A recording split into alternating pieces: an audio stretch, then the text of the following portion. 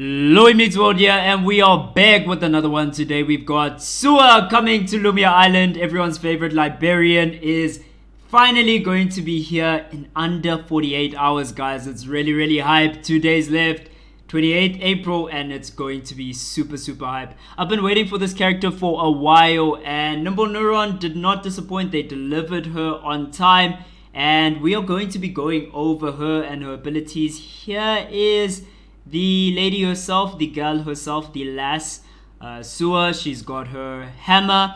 One thing is, this hammer is actually permanent, guys. I thought it was going to be like her ultimate ability where she like summons a hammer, because in the concept art she was like raising this hammer to the sky and then smashing it down. So that looked like an ultimate ability. But no, her pen is just consistently her hammer throughout the game. So let's read through this. Lumia's very own lovable bookworm will be checking in soon. That's great. The librarian always carries around her favorite book, seemingly straight out of a fairy tale of its own. If you ask nicely, she might let you read it, or she'll bonk you with the pen hammer thing.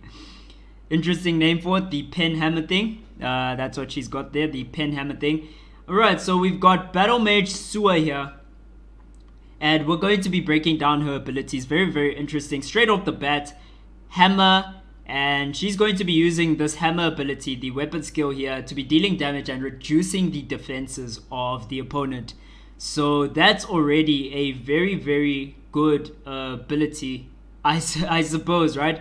Magnus, usually when he wants to deal a lot of damage really quickly, they'll go hammer, and they'll use this weapon skill in between their rotation just before they deal huge damage from the spin to win into the bike. They'll use the hammer to reduce defense.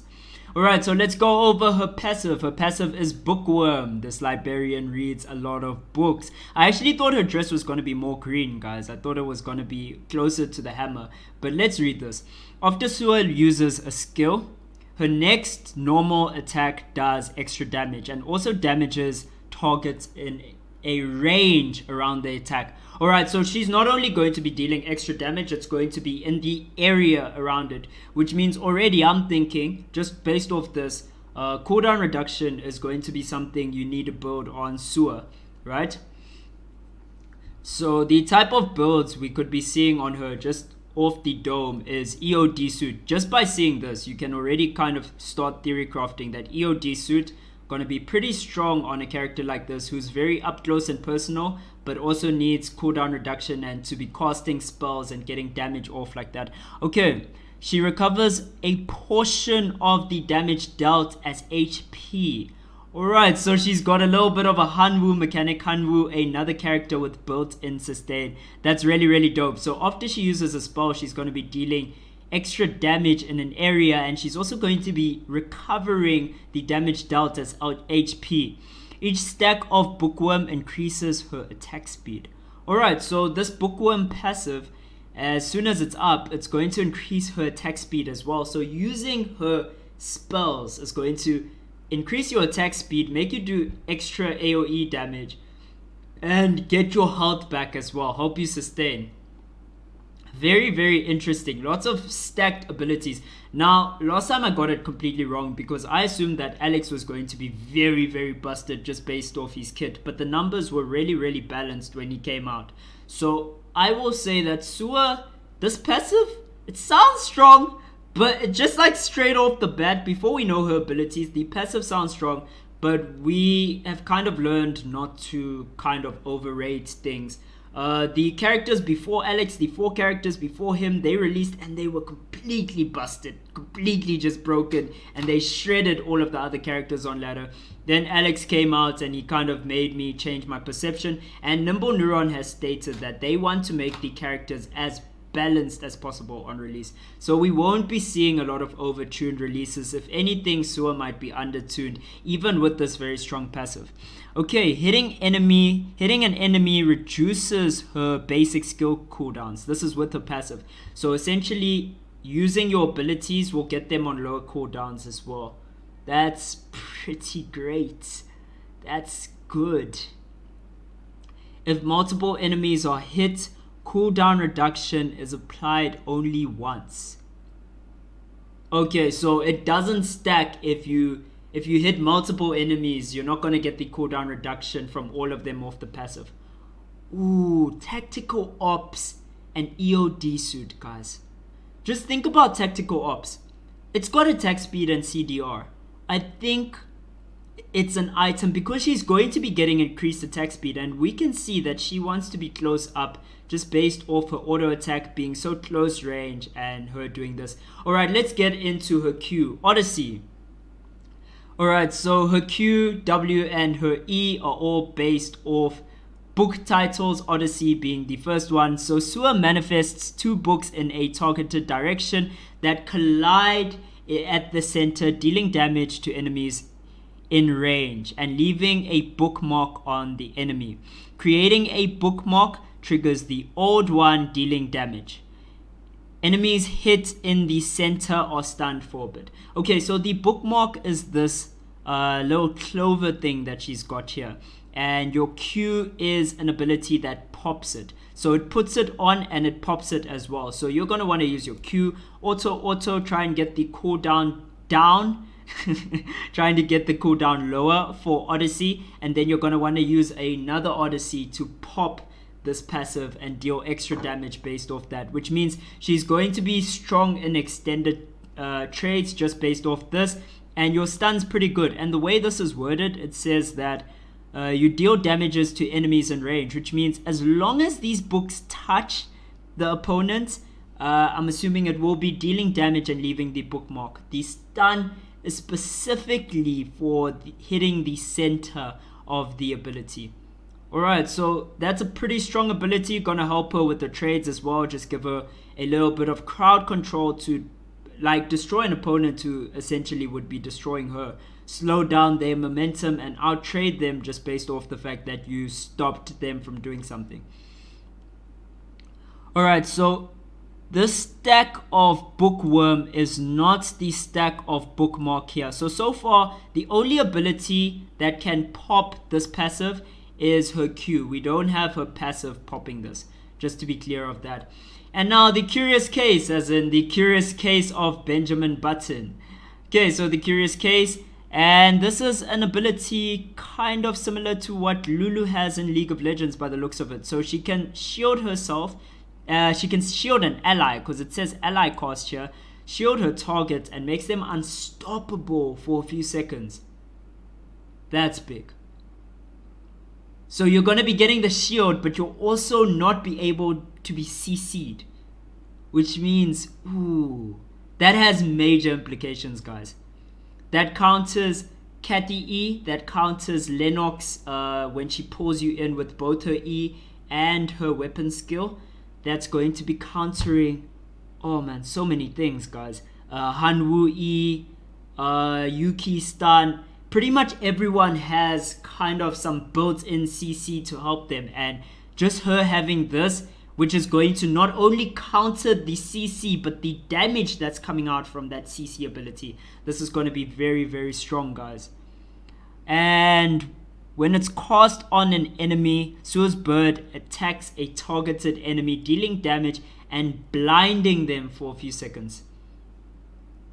Alright, so this can be used also offensively to deal damage and blind them and stop auto attackers as well. So depending on the circumstance, if you've already dodged the important CC, you can just stop characters who would shred you, kind of like a Jackie. You could stop a Cathy. You could stop, oh, there's so many characters who just deal tons of damage based off auto attacks, guys. Lee Dai Lin as well. Oh, this kind of stomps her, this ability. Ooh, so many characters are gonna get wrecked by this. Okay. And now we've got Don Quixote. Don Quixote, another book that has released. I'm not sure what it's about, but I do think the character does use a lance in Don Quixote. That's why we're seeing it here on Sua. Let's see what it does. Okay, so Sua manifests a lance, flies forward, dealing damage to enemies hit and slowing them for a moment. Okay, and that's where she does that summon kind of effect that was in the concept art. That's where that animation is kind of from. It's from this Don Quixote type thing. So she manifests a lance dealing damage flying forward. So this is a gap closer, going to be very good for chasing opponents down. And let's read more about it because there's an extended part. Enemies stunned by Odyssey take damage and are knocked airborne. Hitting enemies reduces the cooldown of Don Quixote. Guys, she's got 2 abilities that when they hit, reduce on cooldown. This is insane. This is so insane.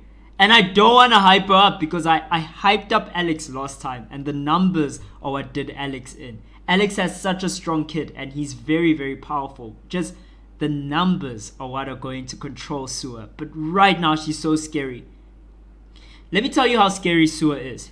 She stuns you, she goes in, she knocks you up. You haven't done any damage to her. She's gotten a full rotation off on you. So she's got a stun, knock up, auto off on you. You haven't been able to respond. And then she can either blind you, which means you still can't respond, or she can put herself unstoppable, which means you can't hit her with CC, and she's got a shield, and she's trading you with that shield at the beginning of this very, very long exchange. Then, if she has enough attack speed or damage, she's going to be able to hit you with enhanced auto, get reduced cooldown on her abilities. Then those abilities, when they land, they get inherent reduced cooldown on them just for landing them. So her Q and her E also have reduced cooldown just for landing them, which means they're going to be up again. And you are going to be eating either a stun and another knock-up combo very, very soon. This is insane. This is insane. She's going to be able to chase you down with her E as well. And cooldown reduction will make her a monster. There's a lot of builds where you can just get a ton of cooldown reduction anyway. Let's read her ultimates. Memory. Okay, memory. Sua remembers the last skill. Sheesh. Just to round up the kit. She remembers the last skill she used and she can use it again. So memories of Odyssey. Oh man, this is going to be so crazy. So this is going to be able to proc that Q very, very quickly. You won't have to wait a long time to proc that Q. You can Q and R Q. Well, you can Q and R basically. And that's going to be doing your ability, your last ability again. This is so crazy. Even your chase down potential with your E is going to be really, really sick. So you can use your E and someone uses their gap escape or whatever, and you can use another E. So Lee Dylin could use her R and a Q, and you'd be able to catch up with the Lee Dylin. That's a lot of distance that she's covering. Oh my goodness. You can catch pretty much anyone in the cast, I'm assuming. And because you've got a stun and it's going to be hitting from long range, you do have kill potential and you can get into fights. Running away from Sua is going to be very, very scary. So this ultimate is essentially a LeBlanc clone, and her Q is actually a kind of LeBlanc clone of the Q as well, just judging based off this.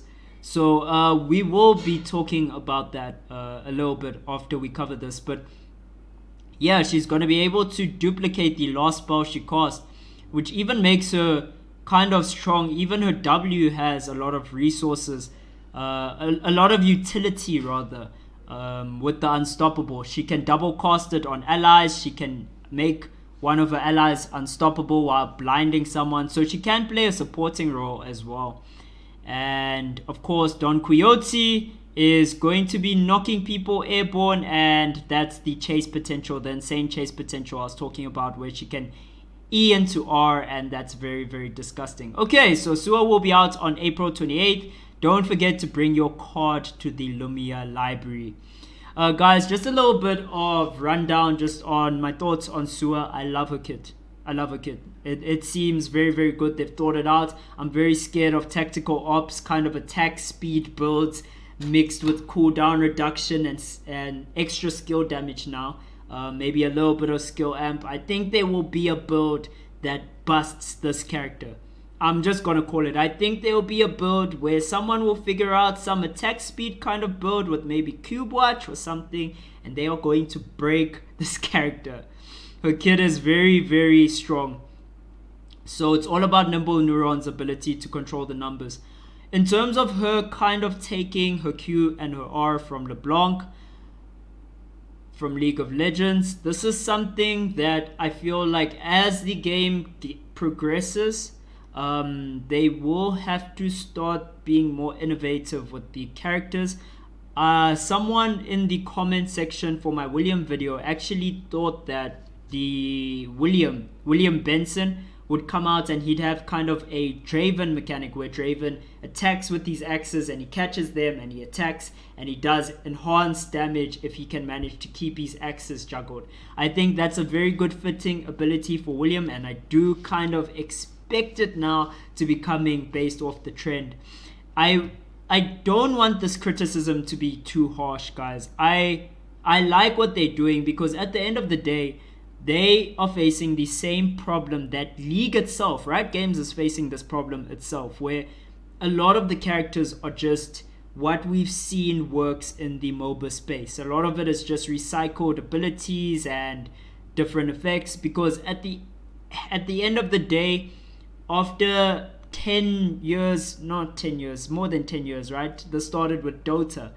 After maybe 15 years of the MOBA genre and just the progressions that it's made, I think a lot of things are becoming more standard, kind of like first-person shooters. But it would be nice to see Nimble Neuron try and push the boundaries. I believe they are. Don't get me wrong. I do think they are. I just think that with the next few characters, they need to stun us with maybe new mechanics that we haven't seen. That will be very excited, and that is what's going to make the game pop at the end of the day. That's why I need to give this kind of feedback, because I want the game to win and succeed. Alright, that's my little 2 cents, my TED talk. Guys, I hope you enjoyed the video. Sua is coming out 28th April, and peace.